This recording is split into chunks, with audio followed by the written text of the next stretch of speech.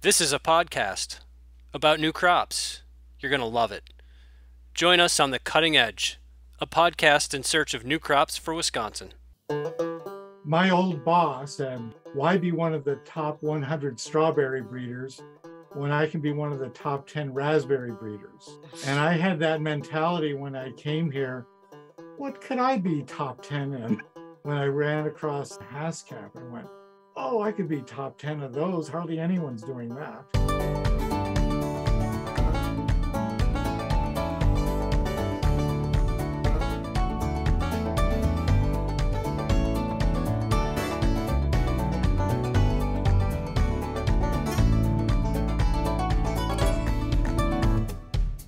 Hello, and welcome to another episode of The Cutting Edge, a podcast in search of new crops for Wisconsin. My name is Stefan Mirsky, and I'm an outreach specialist for emerging crops in the state of Wisconsin with UW-Madison Extension. In today's episode, we'll be talking to two experts on Haskaps, or honeyberries as they're also known. For the first 25 minutes or so, I talk with Bernis Ingvaldson, who owns and operates the Honeyberry Farm with her husband Jim, in the far north town of Bagley, Minnesota, near Bemidji. There they grow about 2 acres of honeyberries, along with many other alternative fruit crops like sour cherries, aronias, currants, elderberries, sea berries, goji berries, kiwi, saskatoons, raspberries, and cranberries. A very impressive list for sure. They also sell mail order live plants through their online nursery at honeyberryusa.com. Fall is a great time to order transplants, so check out their website if you're interested. They also have great resources and information available through their website. It really is a great resource. There'll be a link to their website on the show notes. The second half of this episode is a conversation with Canada's only and one of North America's very few Haskap breeders. Bob Boers, assistant professor of plant sciences at the University of Saskatchewan, has been breeding Haskaps since he joined the department and first tasted them in June of 2000. Yes, they were already ripe in June in Saskatchewan.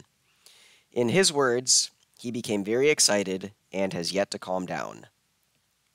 Since then, he has released 10 varieties of Haskaps and built up a world-renowned collection of genetic material and the world's best Haskap breeding program, winning him awards for his work.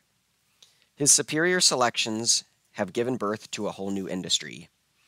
You can sense his enthusiasm for the crop throughout our conversation. I have to say, I got pretty excited about Haskaps after these conversations. I hope you enjoy them as much as I did. Thanks so much, Bernis, for joining us today. Can you just describe your farm a little bit?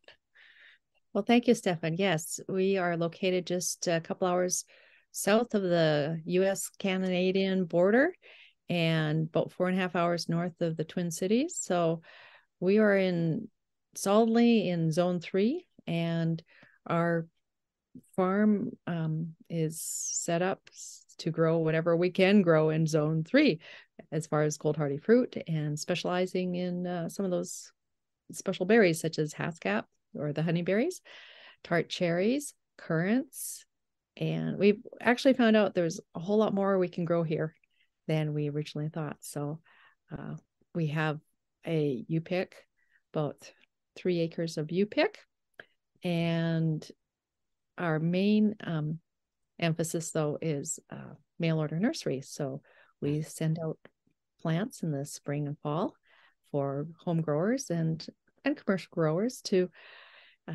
plant their own crops. Mm-hmm. Mm-hmm. How big is your farm? How many acres? Well, I guess we have about 212 acres total, but a good portion of that is allocated to some hay for local beef cattle farms, and we only have about 3 acres of U-pick, 3 to 4 acres. Mm-hmm. And so what portion of those 3 acres do you grow honeyberries on? We have over about 2 acres. Okay, so it's your primary crop, would you say? Yeah, about half acre of tart cherries and some saskatoons, along with currants, red, white, pink, and black currants. And we have a demo plot with some sea berries. So we have 1/4 acre of elderberries. So it's a mishmash, a little bit of everything. Yeah, As far as the so nursery goes, I should say we're distributors. So we bring in plants from commercial greenhouses that propagate the plants, and then we distribute them to our customers. We also do some planting and grow them out, some of them out for larger sizes that we can offer our customers. And so we have about 1 acre of that in nursery production. okay. So let's get into the honeyberries a little bit more. What varieties do you grow?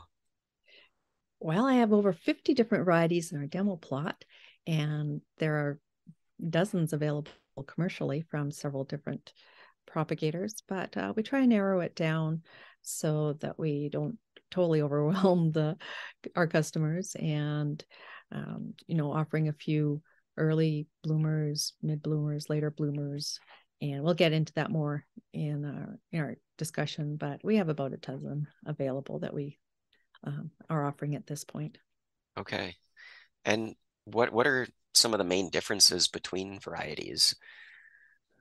Well, if you look at the genetics, well, first of all, honeyberries do grow around the world in the Northern Hemisphere. There are even some here in northern Minnesota. I imagine there would be some in northern Wisconsin as well as in Canada. And while we don't use those commercially yet, at least, there's some breeding and research going on with them.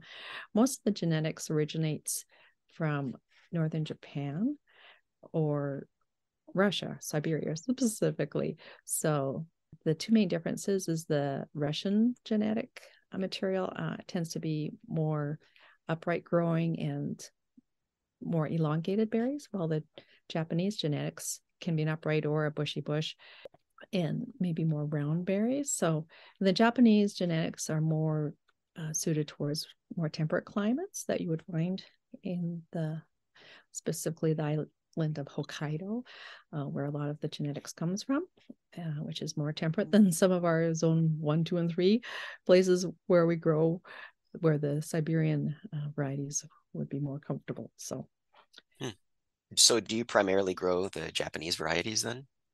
well, we're zone 3. We can grow anything. They're all happy here where we Okay. are. So, yeah, but the Russian ones, because they have a shorter growing season, whenever it warms up in the spring, they shoot out with their blooms and they're ready to get going. And so if you plant a Russian variety in a more temperate zone and you have a warm up in January and then it gets cold again, you don't want them to break dormancy too early. So that's where we advise growers to grow the Japanese varieties in zones 6 through 9, probably. So do you send out plant material throughout the entire United States? We do, yeah. And we usually, well, especially in the fall, would send bare root, and in the springs, mostly bare root. Some of them are potted, kind of diversified depending where we get our sources from. So the 3 main sources of breeders would be the Canadian varieties from the University of Saskatchewan breeding program. Then there would be some of the Russian or Japanese varieties from Lydia Delafield's breeding program in Arkansas, and Dr. Maxine Thompson, who is now deceased, her breeding program released several later blooming Japanese varieties. She was located in Oregon.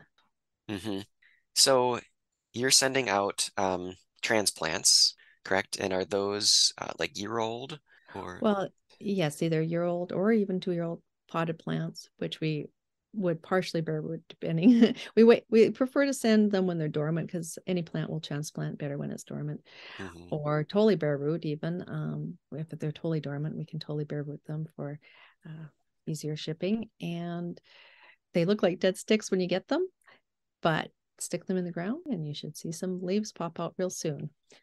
And so how long do people have to wait until they can expect their first crop?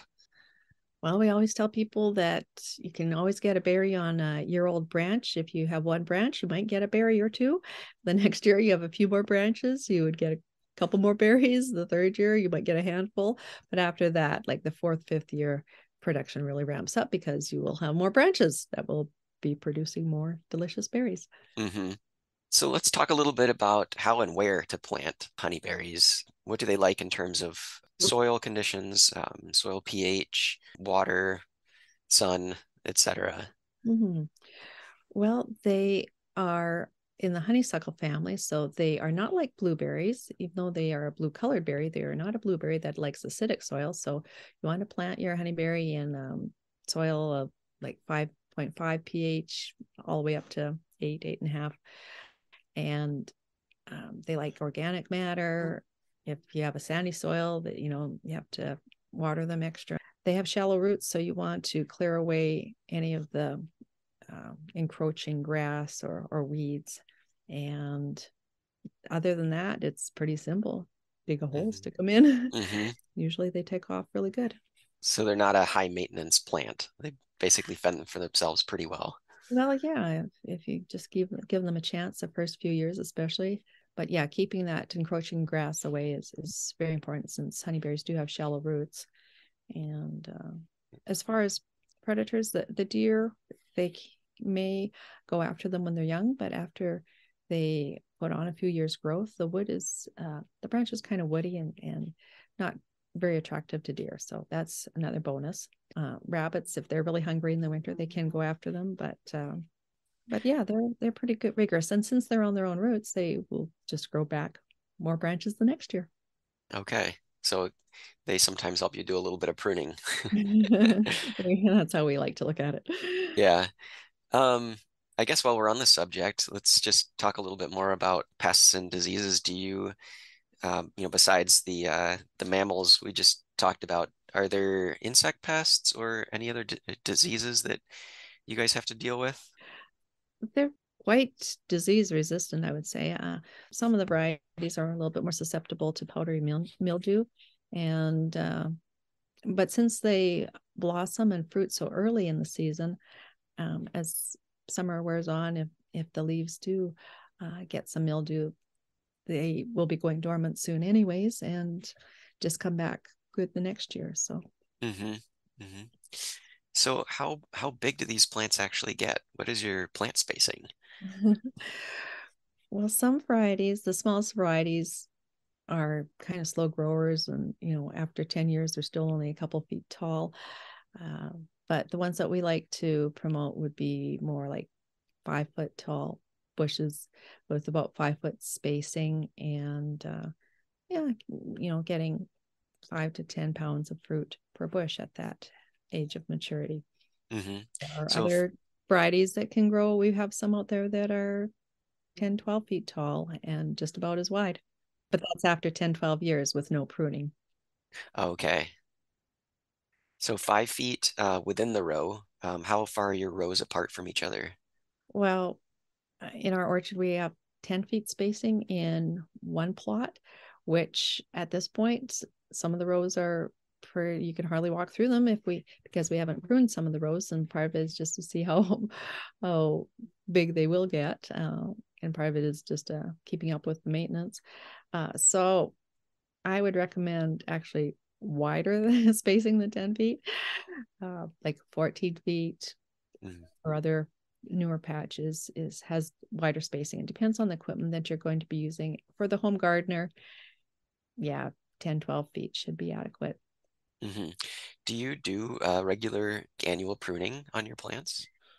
Not until they're older, and it depends on the variety. The Japanese need a little bit more renewal pruning, whereas the Russian varieties, they just keep growing and growing, growing. And then at some point, you might just want to cut them off a foot from the ground, and it sacrifices a year of growth, but then you will have a rejuvenated plant. Mm-hmm. So let's talk a little bit about harvesting. Are you harvesting by hand, or do you have some piece of machine that you're driving and doing harvesting with? Well, it all depends on the scale of farming that you're doing. For the home gardener, one bush. Some people just like to get out there and hand pick, and they call it their therapy. It is very lovely. But you know, beyond a bush or two, then people start to think about maybe better ways, little faster ways to harvest these. So then we move to the shake and drop. And it can be as simple as just putting a large tub underneath and swatting the bushes with your hand, and the berries will drop in. And we've experimented with all sorts of ways to clean the berries. We like to take a leaf blower and just blow some of the leaves off.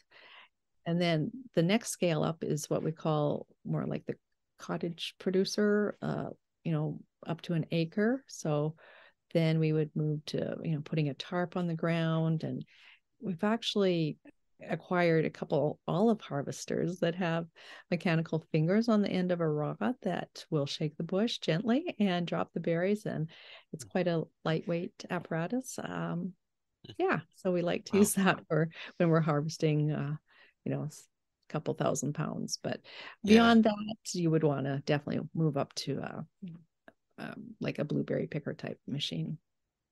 Okay. So the berries will actually drop off the bushes once they're ripe. Is that true? Yes, I do. So that is a pro and a con. The pro is that you can drop them, harvest them easily. And the con is some of them start dropping before your others. If it's an uneven ripening variety, then some of them may drop in the wind. So it's always a good idea to put something down, keep your ground underneath clear. So if they do drop, you can always gather them daily, whatever drops. And at some point, just decide that they're going to harvest the whole bush. So on your scale, what type of harvesting equipment are you using? Well, since we have a couple acres, we do have the olive harvesters that we use, and we use leaf blowers to remove the debris. Okay. How fragile are these berries? I mean, very fragile, which is why you don't see them on your grocery shelf or on your fresh produce shelf. Now, we do supply a couple of our local stores, supermarkets in the summer with fresh berries. But because the skin is so thin, they can be damaged very easily. And then the berry juice escapes. And it's, you can think of sort of like a raspberry, but even maybe a little bit more tender than a raspberry. But they're very suitable for, farmers markets and direct, daily we pick and sell pre-picked berries. They have a shelf life, I'd say 5-6 days. Usually if they're kept chilled. So I was going to ask, how do you know when the berries are ripe? What kind of signs do you look for? Oh, that's a great question, Stefan. So most of the varieties turn dark purplish when they're ripe, but they can turn purple and not be ripe for another 2-3 weeks. So they'll be green and then turn actually a light purple, and then overnight they get a little bit darker, and like the second day they'll be a dark purple on the outside, but you bite into them and it still does not have a very palatable taste. But as a fruit ripens on the bush, the sugars will build up in the fruit, and so we recommend 2 to 3 weeks that people wait until they pick. But how do you know when they're ready? You taste one, and if you like it, then pick it. If not, leave them on for another few days. Yeah. So let's talk a little bit about the nutrition of the berries and the flavor. Can you just describe what the flavor is like? Well, I just tell people, think of all your favorite berries, mix them together, and maybe that's what the honeyberry will taste like. Throw in some raspberries and grapes and blueberries and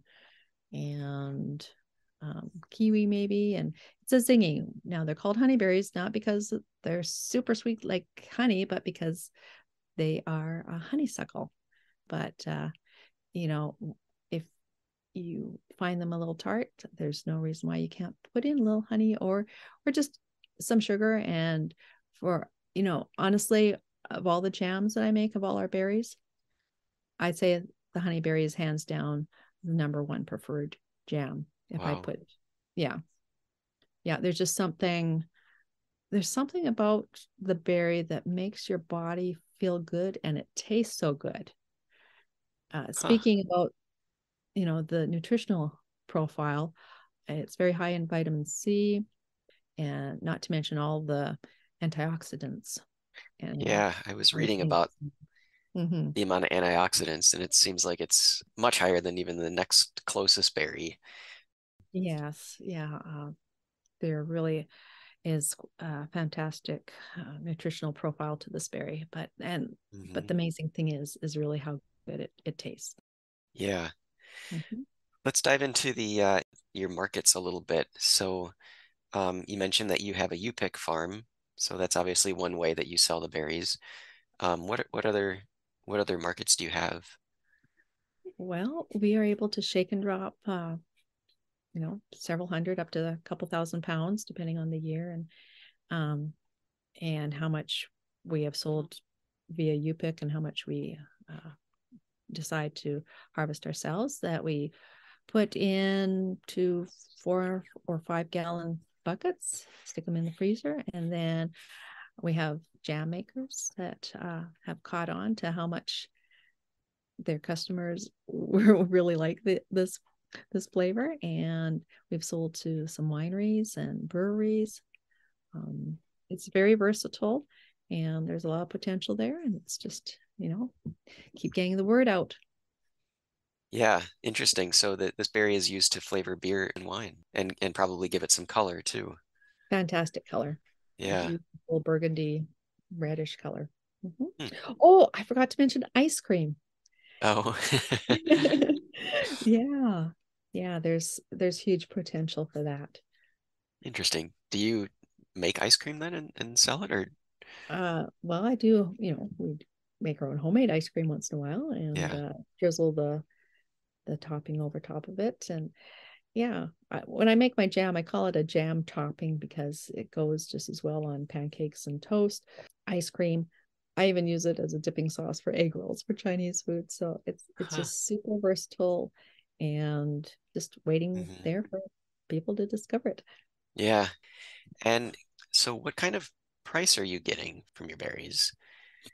10 years ago, we started out at $5 a pound, and because it was a very exotic berry, and very few people were able to offer it at that point. And it's still, we're one of the few U-picks in northern Minnesota, but we've kept our price at $5, which we've had increased production, and we're still happy with that at this point. Other farms have raised their price, and we try and keep it in line with other, maybe specialty crops like raspberries that would be hand-picked. Well, I think we've covered a lot. So just to kind of wrap things up, is there a plug that you would make for people to start growing honeyberries? I mean, everything that you've said so far sounds like it's a pretty easy crop to grow, and the taste is really good. So tell me what's not to like about it. Well, here's, I guess the caveat here is the birds like them very, very much. So be prepared to net them. Otherwise, you will be sharing them. And the cedar waxwings are the berry's worst predator, I think. They just absolutely love them. So that is a serious consideration, is how you're going to keep the birds away. What strategies do you use? Is it just bird netting, or do you have others? For the home gardener, yeah, definitely, I would say invest in a good bird netting that you suspend away from the bush. Otherwise, the birds can sit on the net and poke through the net. So you want to have more of a cage there. At our home farm, we have one site that is quite out in the open, and we do have overhead netting there. It's about half an acre of overhead netting. at another site, we have about an acre, and we share with the birds. We have a Russian variety that's tall, upright growing with smaller berries that we share with the birds. And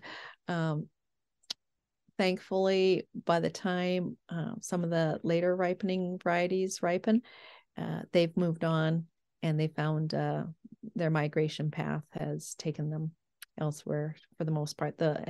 We have enough with the whole acre to share with the local robins and other birds that are resident here. So That's generous of you. Well, thanks, Bernis. I really appreciate you taking the time to talk to us today about honeyberries. And you and your husband have a great website, honeyberryusa.com, right? And that's it. Yes, I yeah. just 12 years ago when I started learning about this, I didn't know anything about them, and I put my brain on our website.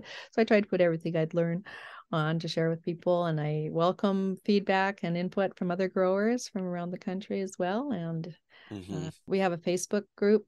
It's the Haskap Honeyberry Grower Facebook group, and there's a lot of good conversation discussion going on there as well. Great. And now we're going to continue on the topic of Haskaps with Dr. Bob Boers of the University of Saskatchewan. So I'll just have Bob introduce himself a little bit and talk about his breeding program. But my first question, Bob, for you is honeyberries or Haskaps? What do you call it? Well, I call it haskap because that's actually the oldest word in the world for this crop.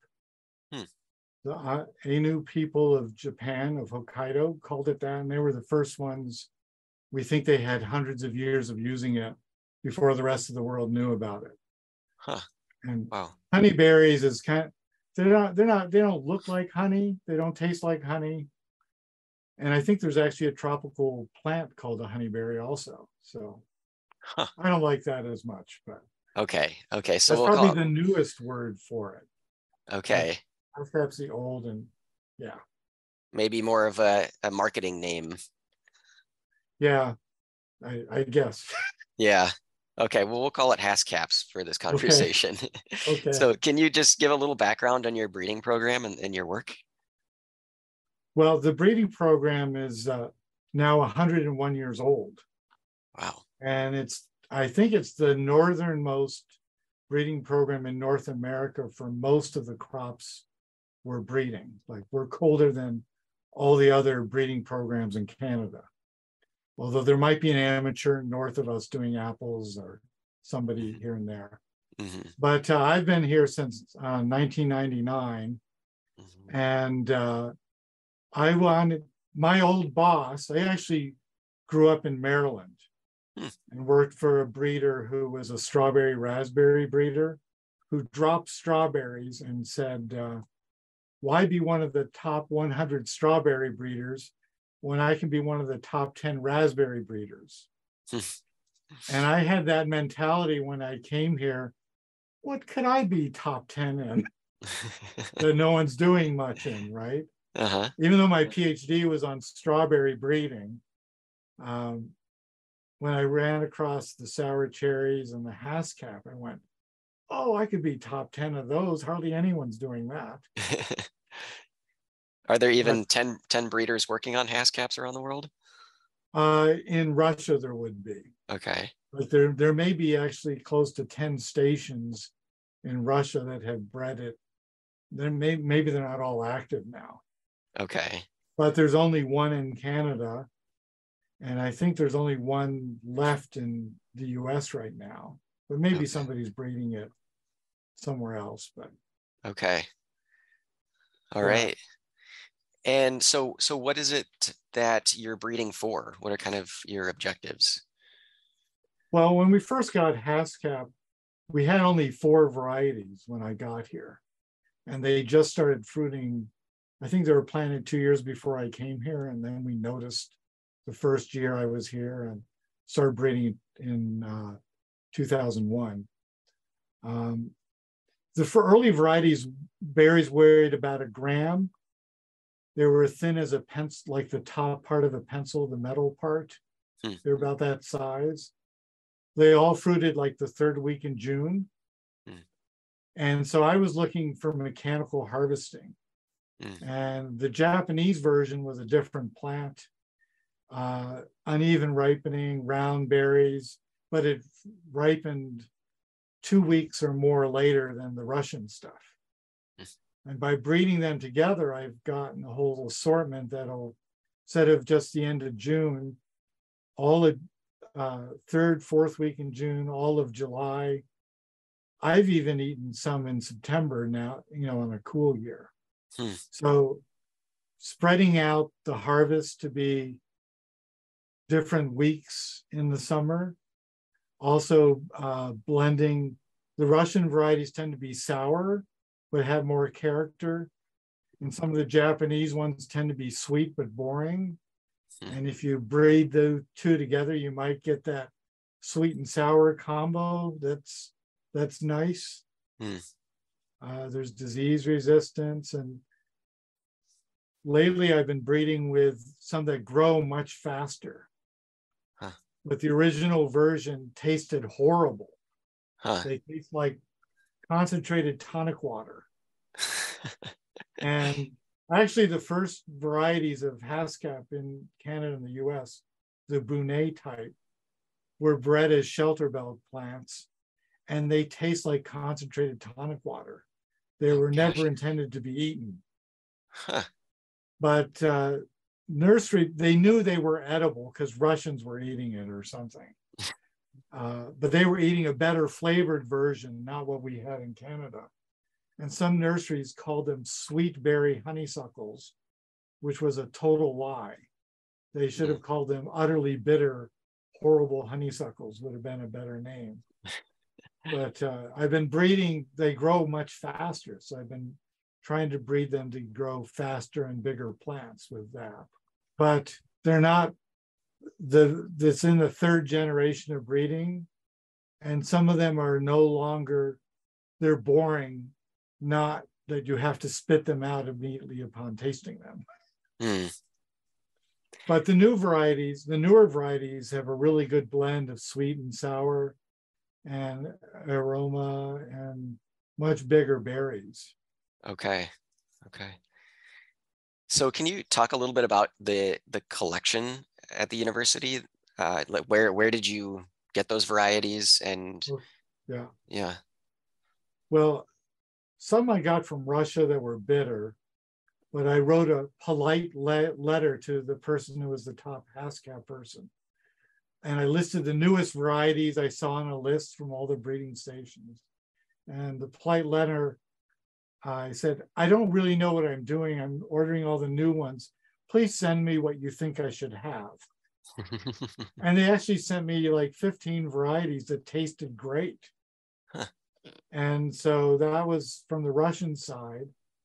Maxine Thompson in Oregon, who passed away a couple of years ago, I met her at a scientific meeting of the Hort Society that was in Toronto. And she talked about Haskap, and I befriended her. I visited her 3 times and sent graduate students 2 times to help her harvest. And she said, I could take whatever cuttings I wanted, but just don't breed something that's more than half mine. So she had mainly Japanese material. Okay. And then I got invited to Japan, and they took me around to places where I gathered material. And then I went across Canada on a sabbatical, gathering, I think, 1,400 plants from across Canada. So we have some of the most diverse collection. Oh, also, I befriended the new head of the fruit gene bank, who was more of a botanist, who loved especially these obscure subspecies like the one that tasted terrible but grew fast. And there were other ones. And so he sent me seeds of this, Dr. Sorokin. So I think I have the most diverse collection, because I've got the only collection of giant North American ones, plus Russian and Japan material. Can you talk a little bit about the differences between the varieties that come from those different regions? Yeah, I think the Russians bred them for the home gardener, and they weren't thinking mechanical harvesting.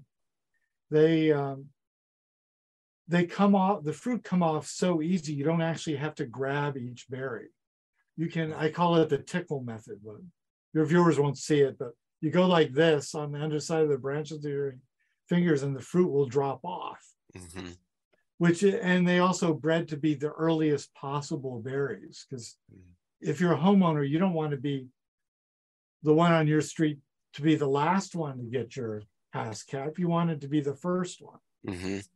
But that's not good for mechanical harvesting and orchardists, because the berries tend to fall off really quickly when they're ripe, right?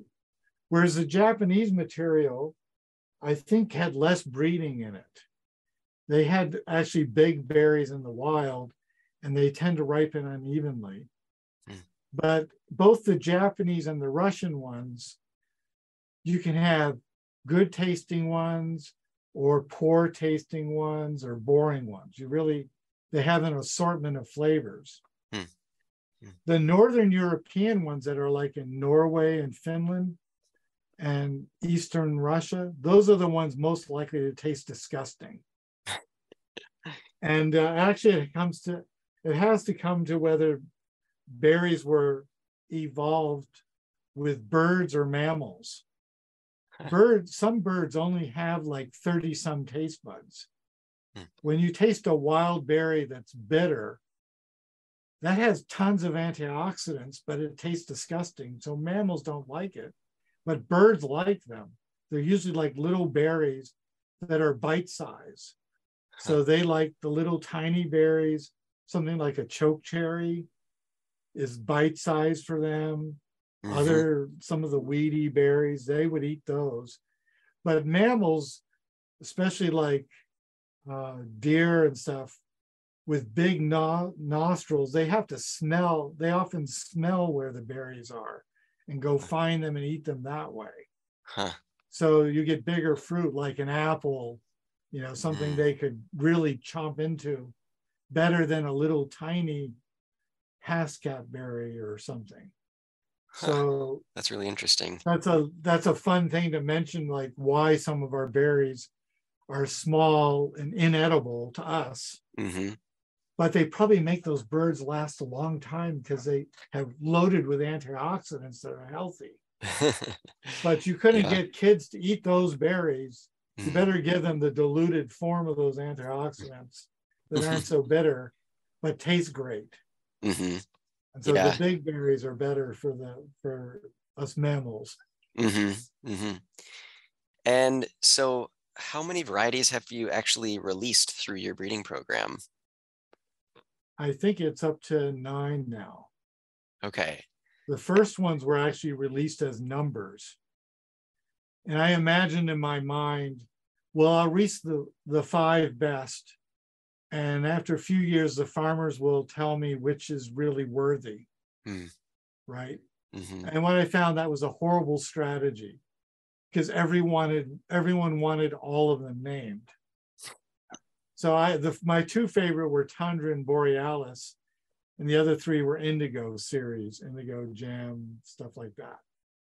But I had actually had farmers over for my first Haskap day, and I told them they could taste these other numbers that I was testing. And I said, in 5 years, we'll have something worthwhile growing commercially. And they all looked at me like I was an idiot. They said, Bob, these taste so much better than what's on the market. If you wait 5 years, no one will want anything. They'll taste these, either the sour Russian ones or the boring ones at the time that we had from Japan, or that bitter one. And these tasted great. But I knew they were too short. They were smaller bushes. So 5 years later, I had Aurora and Honeybee as its pollinator. And today, Aurora is the #1 variety in the world.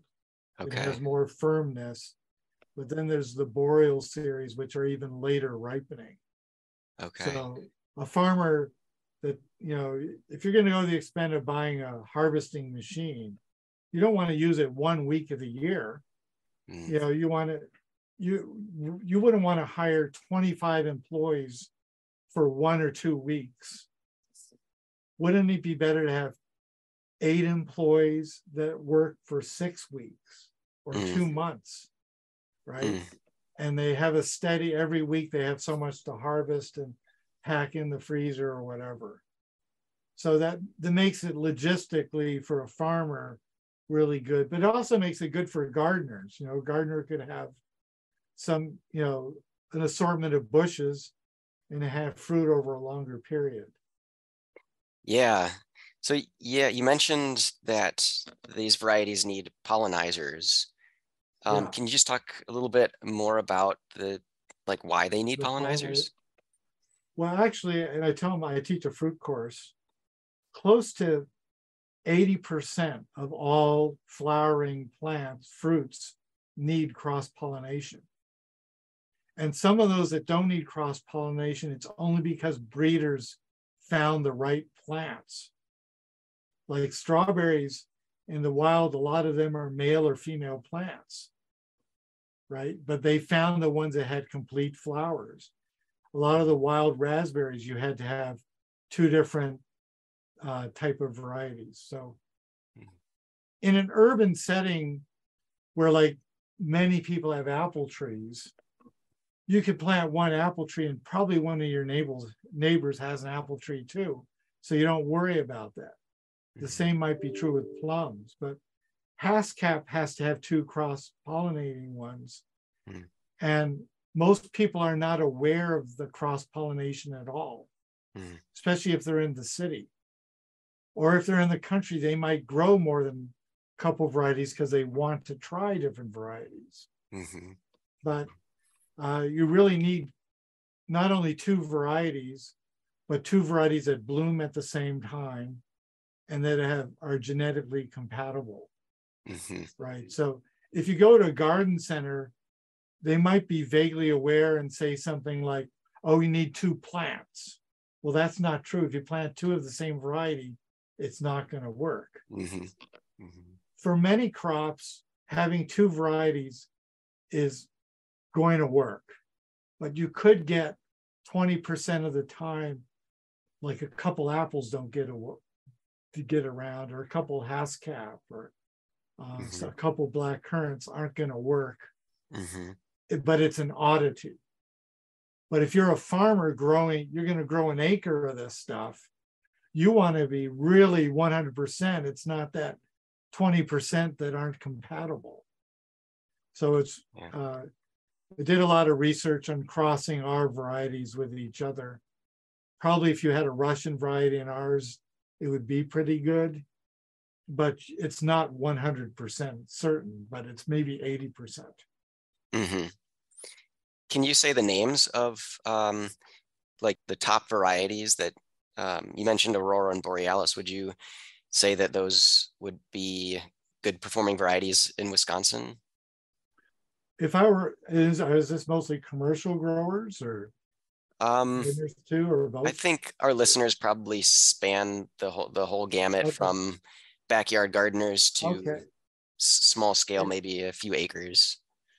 If I had to choose only 2, I would go with Aurora and Beast, because those both have higher flavor ratings and they overlap pretty good, and they're pretty good production. But I wouldn't grow any of the older varieties unless you want them for ornamental. The original ones, Tundra, Borealis, Indigo Gem, they look very beautiful, but they only get like 3 or 4 feet tall, and they don't have as much fruit, right? They would look like they would be a beautiful hedge to grow together. The newer varieties, the Boreal series, if you're a commercial grower, they would be extending the season through July.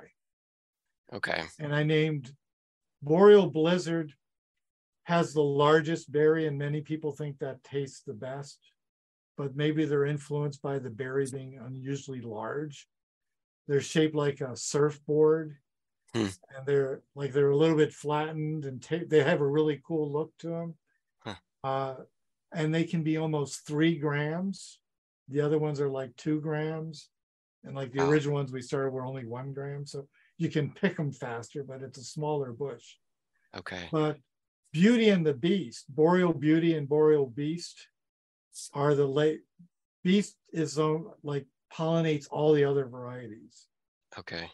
And it grows kind of rampant. But Beauty is something that sometimes is ripened in August for us, or last week in July. And it is a beautiful berry. It's kind of shaped like a heart, like it's kind of rounded with a heart. And it actually weighs almost as much as Blizzard. But yeah, so to recap, Aurora and Beast would be my favorite two if you're only going to grow 2. And they would be Aurora might come in end of June for us, first week in July, and Beast would be early July to mid-July. Okay. And the Beast would be a good pollinizer for Aurora. Yeah, and also the other 2 Boreal series. Okay. It's very productive and holds on to its fruit much longer than some other ones. Which is good for mechanical harvesting, right? So are all these varieties that you just mentioned, are they suitable for mechanical harvesting? Yeah, except the earliest one. Okay. I mean, people are mechanically harvesting Tundra and Indigo Gem, and they taste great, but they take several more years to come into full production, and most harvesters won't harvest the bottom foot of a bush, right? So it's everything 2 feet up. They'll have fruit often. All haskap tend to have fruit a year after you plant it, but you might only get 10 berries or 20 berries, and it's not worth it to bend over for harvesting for not commercial operation. But the homeowner certainly is worthwhile picking those 2 berries. Yeah. Can you talk a little bit more about the mechanical harvesting techniques and what the equipment or the machine looks like? Yeah, there's 2 basic differences. One of them is what's called I call a sideways harvester. It has they have a set of rods, like a spindle, that go all the way around, and the bush goes in. But the sideways harvester goes into the middle of a bush and pushes half the branches down over a conveyor belt, and the spindle with fingers on it shakes the berries off. And the sideways harvester, the fruit only drops about a foot, so it doesn't get very damaged, and it goes on conveyor belts, and there's a fan to blow off the leaves and little scraps of things, and it comes out on a conveyor belt, right? That version of the machine is tougher on the plant because it has to bend the branches to like a 45-degree angle. And it's also better if you're pruning your plants to have like an open center. So the branches are naturally more at a 45-degree angle. And your fruit will be less damaged. But the branches, when they get maybe an inch thick or so, you should prune them out because they might get broken in that machine or something. The other type of harvester is an upright harvester. And it has 2 spindles next to each other. You might think of 2 bottle washers standing upright, but they've got little metal or plastic rods that spin around and vibrate. But those machines can be up to well, we'll go American, 2 yards tall. And if you had fruit at the 4, 5, 6 feet mark, it goes splat all the way down and it gets more damaged and bleeding. But the branches don't have to be bent over. So it's easier on the bushes, but rougher on the berries. And haskap tends to be on the soft side of fruit, although Aurora is considered one of the toughest of the fruit on the market now, which is why a lot of the Europeans ranked it as #1. but it can only take so much dropping. Like some of the fruit are 2 and 3 feet, only dropping a little bit, but some are smashing all the way down. Mm-hmm. And so you got to do something with that fruit right away. Mm-hmm. So when I had to buy a harvester for the university, it was a great joy that actually they gave me the money to do it. We were imitating harvesters by whacking our hands against branches and having little kids swimming pools to pick up the fruit, and then seeing how smashed they were. But okay, where was I going with this? At that time, the Saskatoon berry growers, which are sometimes known as Juneberries in the States, or service although berry. they ripen in July for us, so we hate that name.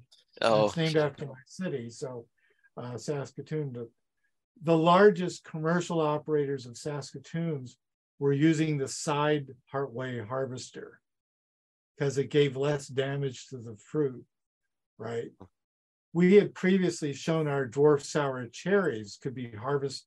Certain ones could be harvested with that machine if you pruned it right. So I said, well, the Saskatoon guys, they're harvesting their fruit mid to second or third week in July. And at the time, all the Haskap was before that. So I was thinking, oh, you could have your Haskap crop with this machine. Then the last half of July, you could go for your Saskatoon berries. And then our sour cherries are the first 2 weeks in August. So that fills out the whole summer, but you have 3 crops. But you can also use that machine on raspberries or black currants, but we don't happen to be doing too much breeding on currants and stuff. So you can have 5 crops with that harvesting machine. Yeah. Wow. But people use the upright ones too. For those crops, but the upright ones, you have to thin them to have more narrow rows. Because if the plant is wide, like if the plant is 2 feet wide, that machine has these little, they call them fish plates that go around it. The fruit could drop down the middle of that plant and go on the ground.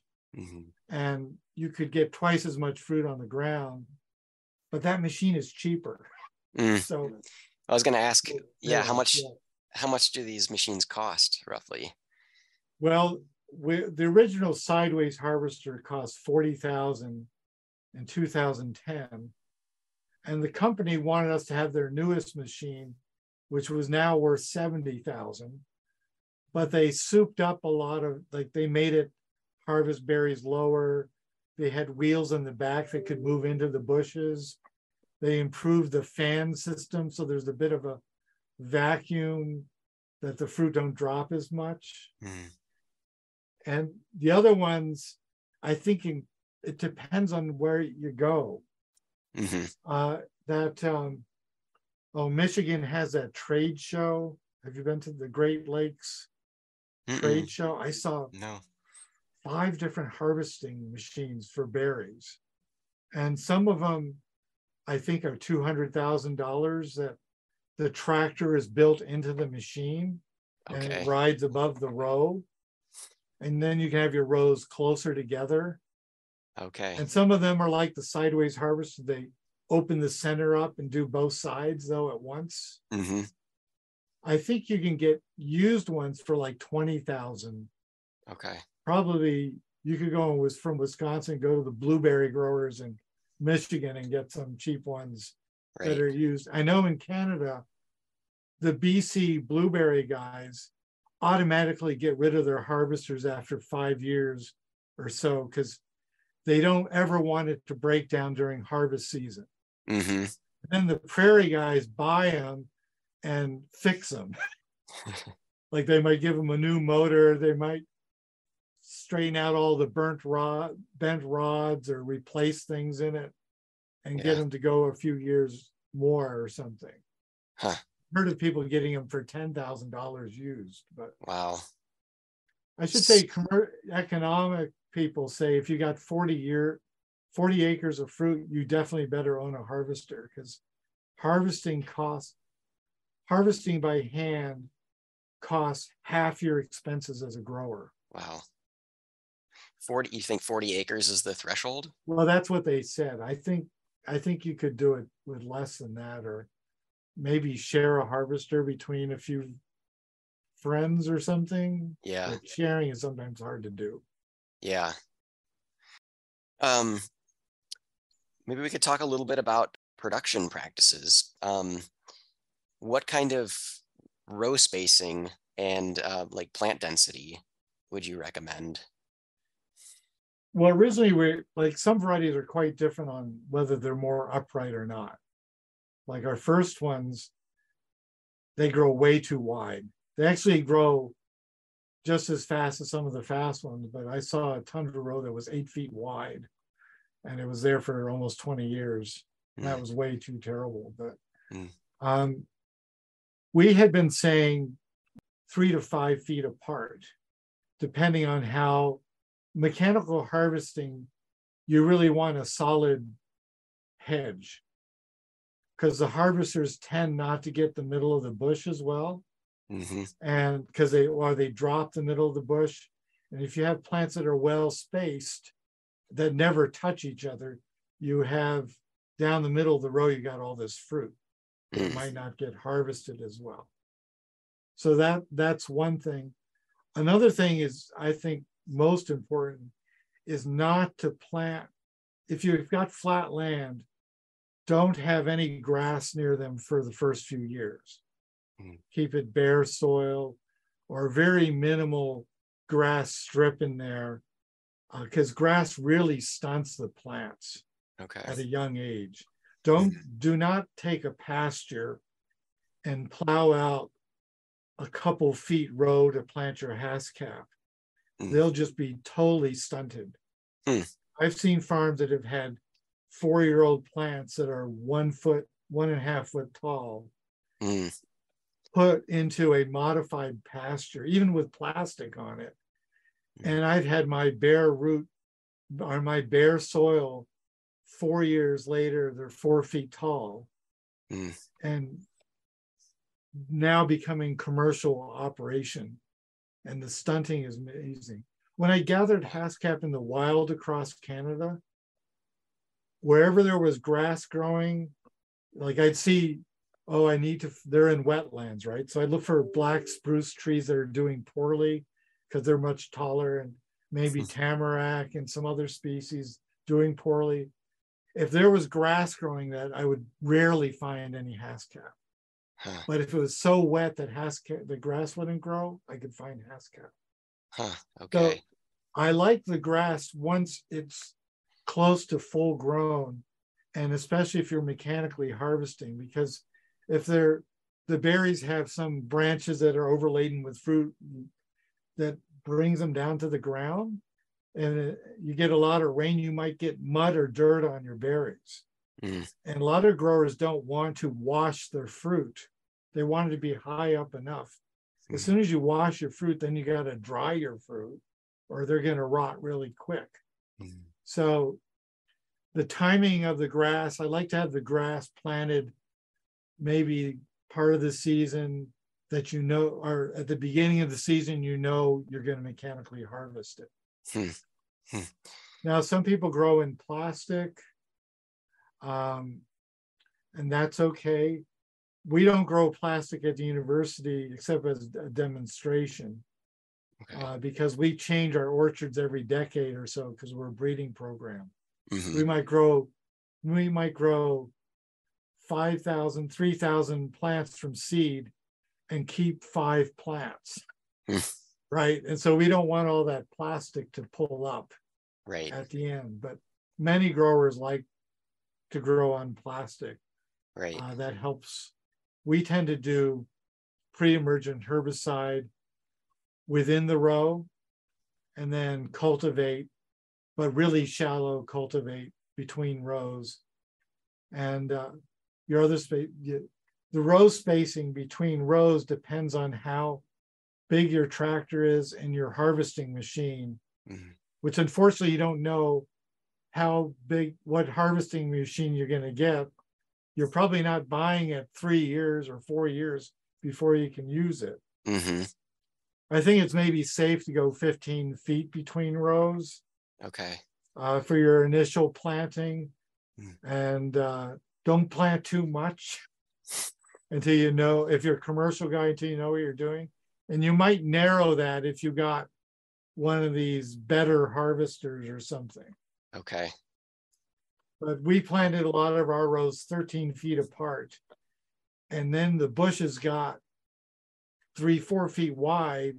And now our rows are only 8 feet apart. Right. And we're running over some of our tractor wheels are running over some of the plant branches on the edge. Yeah. Yeah, that's important to think about. I guess the other thing is you have to think of in planting is if you have a harvester, how much turn space you do have at the end of the row. Right. Right. Our sideways harvester is one of the longest harvesters. And we didn't plan in some of our early orchards to have enough turning space. So we had to run over the last 6 plants in the row to demonstrate that a harvester could work on it. Huh. But now we've got it all figured out. Like we tend to have a road at the end of our rows, for going in and out on both ends, and that tends to make enough space. Okay. Huh. Yeah, things you don't think about until you've until years down the road. Yeah. Can you talk a little bit about how you determine when the berries are ripe? Because I know Bernis talked about some people, they pick them prematurely when they think they're ripe, but they're not actually ripe. And Yes. So she mentioned that that's one reason why Haskaps may have gotten a little bit of a bad name. Yeah, and it's similar for blueberries, that they both look ripe several days or a week before they are ripe on the inside. If you bite into the berry, Haskap has very colorful skin that leaches into the middle, and the thinner berries will be red all the way through. The really fat berries sometimes have a little bit of green in the middle, but most of it's red. And if they're unripe, they taste like lawn grass smells. Not that I've ever actually chewed on lawn grass, but if I did chew on it, that's what the flavor, I think Haskap berries has a grassy flavor when they're not ripe. Okay. Right. Not very pleasant. Yeah. And the original Bounet type, which is spelled like bug net, right? I sometimes call them bug nets. Those are the ones that taste like concentrated tonic water. Did I bring that up yet? I just talked to somebody in the hallway about it. Yeah. They taste like concentrated tonic water. So they'll always be bad. Okay. They never get better if they have the tonic water flavor, but the grassy flavor disappears. Okay. But that can be a week later, an earlier variety, because if they actually start blooming here a month before the last frost. Wow. They can take -7 Celsius, which you have to, I grew up in the States, but I only know Celsius for negative temperatures. Yeah, I can't do the conversion Fahrenheit in my for head. warmer temperatures, like 25 degrees or something, or 27. Yeah, that could be. It's most fruits, you go 30 degrees and they're dead. The flowers are dead. These can go a little colder than that. And usually our last frost-free date in Saskatchewan is around June 1st. And that's when the earliest varieties are starting to change color. Wow. So they're totally tolerant. They're more tolerant to freezing conditions. They say they can take -10 Celsius if it's not windy, because they leaf out at the same time the flowers are blooming. So that can hold a little bit warmer air in the bush. But if it's windy, forget it. or if it's a lot of misty or high humidity, it might not. Mm-hmm.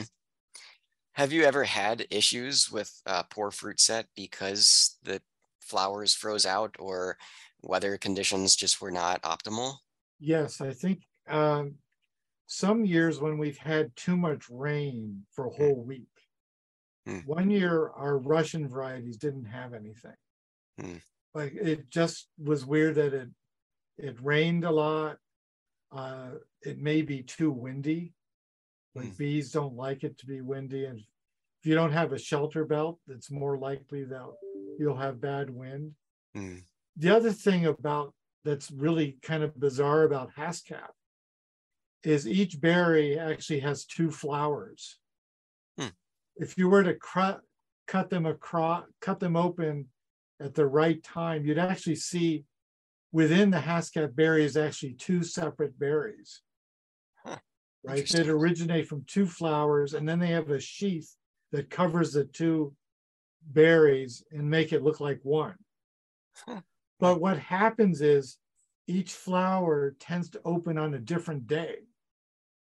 One side opens like, and I've got photos of these, of a full open flower and the other one's half open.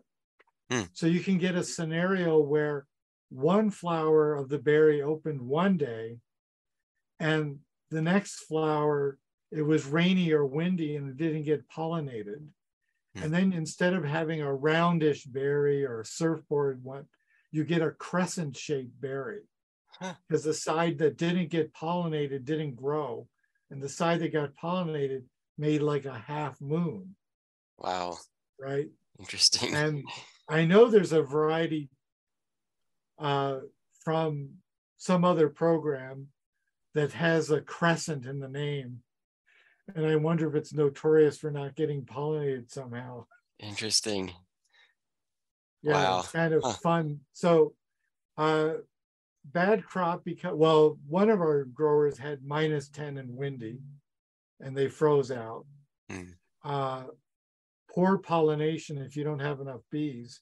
This year, I think we had too many Haskap fields, and we rented or we bought bumblebee hives, and we put them in our variety trial and in our nursery area where we screen our seedlings for what the fruit look like before we plant them.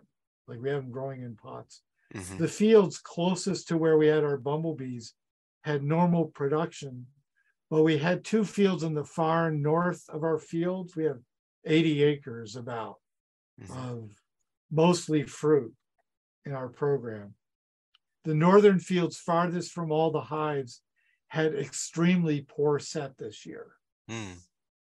And so I think we should have bought more bumblebee hives. So they we can had only a travel failure so far, of right? those. Yeah. But we really didn't care about those.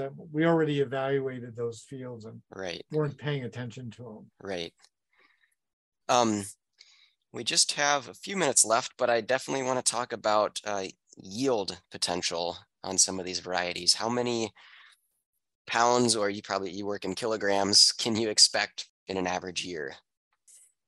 Well, when we were studying, I studied yield of some of our varieties and how big the bushes were.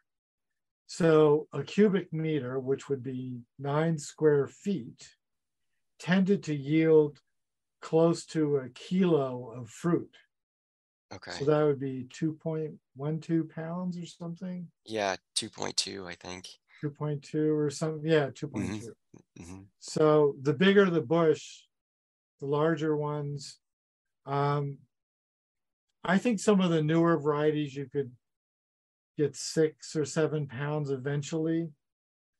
In Poland, which there's one of the largest propagators of Haskap in Poland is growing our varieties and Russian ones, and they also have great yield data. And Boreal Beauty was close to 60% or so more yield than the next best variety. Wow. And they were getting like 3 kilos at a young age. and Wow. everything else was getting 2 kilos. I think at age 3 or 4, that we've never got that much yield. Huh. But all our newer varieties are more productive than our older varieties by far. And the Russian varieties for us in our trial were they took an extra couple years to come into production. But ours were bred under our conditions, which Right. at the University of Saskatchewan, we have rather high pH soils, like 7.9. One of my graduate students did a pH study on Haskap in hydroponics, and the bushes grew much better under low pH, like 5.5. They still looked healthy at 8, right? But that was in hydroponics, which is the perfect balance of everything a plant needs. Right. When I went in a soil survey map around Saskatchewan, above 7.9, I never found a good orchard. I never found anything good at 8. I found bad orchards at all pH levels, but some of the better ones tended to be in the 6 zone. So it's more adaptable than blueberries. Right. And I wonder if the Russian varieties were bred at lower pH than ours or something. Huh. Okay. But ours, they weren't coming into production as much as ours early on. Okay. So, just to kind of wrap things up, what do you see as the market potential for Haskaps? It seems like they're growing in popularity, maybe a little bit. Where do you see the future for Haskaps? Well, they do have a relatively short harvest window, but they can be used for a lot of products. Like you can make wine with them, I think, better than any grape we could grow in Saskatchewan, right? In fact, we fooled some professors from France who didn't realize it was Haskap wine they were trying. They thought it was red wine. And when the translation they found out it was Haskap, they wrote down the genus and species name in their notebooks. Oh, that's funny. But it's great it has the good varieties taste really good. They're great in jam. They're great in pastries, added to yogurt, in baked goods. Pies, they make a mushy pie, but so do other fruits make mushy looking pies, perhaps. Make lemon meringue pie. So they're great for a lot of things. A lot of little babies, unfettered by prejudice, love Haskap berries. They're fresh. They're also super high in nutraceuticals. That I think that double berry it's all the nutraceuticals are in skins. And Haskap skins, like if you take a frozen Haskap berry, the skins dissolve in your mouth. So we're not talking about skins that are tough to chew through or anything. Okay. But all those skins have nutraceuticals, and it has a double layer of skin inside the 2 berries in the sheath. Interesting. So they have triple the skin of a blueberry of the same weight. But they're also a northern plant that has a lot of stress. So they naturally produce a lot of nutraceuticals. And if they have too much nutraceuticals, they taste disgusting. But the average Haskap is better than has more nutraceuticals than the average blueberry, but you can actually find a blueberry that's better than the worst Haskap, right? There were people going crazy saying Haskap is twice as good as blueberries. And then they got bored saying 3 times, 4 times better. Well, you'd have to find the worst blueberry and the best Haskap to find it 4 times better. But I was going around telling people Haskap is 3 times better than Haskap, because the best Haskap is 3 times better than the worst one. But we need a little more research on what the health value is, because we just know a general range for Haskap. We don't know for all of them what specific variety is the health value. But Right. part of the future we think Haskap is good is we think that's why blueberries took off, because there was a lot of research not only done to make them taste better and shelf life and stuff, but they also did a lot of health value research on blueberries. Huh.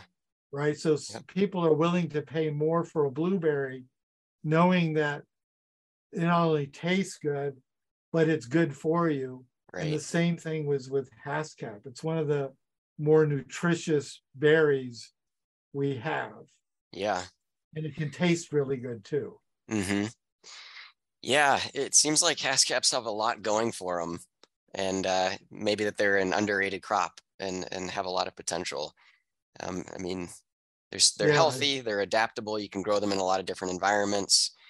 There may be a climate smart plant to grow, early maturing. So yeah, I hope some people who listening to this will decide to grow Haskaps and discover them for themselves. But is there any final words that you want to share? Well, they really are a northern crop. So if you're Wisconsin, right? Right. You grow them in Wisconsin, your neighbors to the south are going to have a hard time. They won't be able to grow it. And I've had people from Texas call me, sound very disappointed when I say, sorry, you can't grow that here. I'm so used to thinking the other way of what I can't grow in Saskatchewan, but to have something I can grow that they can't in the warmer areas. Right. And it's just a fun crop to have something like this. That to have a crop earlier than straw, like we have Haskap that ripen before, during, and after the June bearing. Well, for they're July bearing strawberries. Okay. So that's, as soon as you get something earlier, that's cash flow coming in. Right. Earlier in the season, people want that. Right. Well, I'm excited about them. I've never tried one before, but I really want to. Yeah, get some from Bernis. She probably makes jam or something. She did. She actually offered to send me a jar of her jam after our conversation. Oh, okay. So, well, thank you so much, Bob. This was really insightful, and I'm so glad you're able to make the time to talk to us about Haskaps.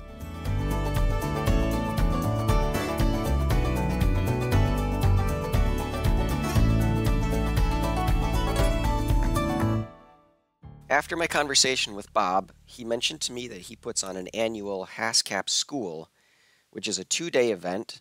The first day is classroom lectures, and the second day is out in the field.